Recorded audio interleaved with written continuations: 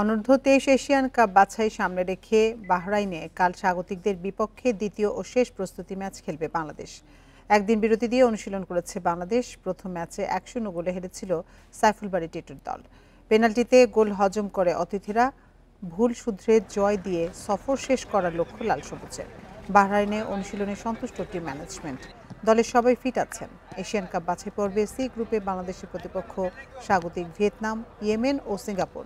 Match 3, 6 O 9 September.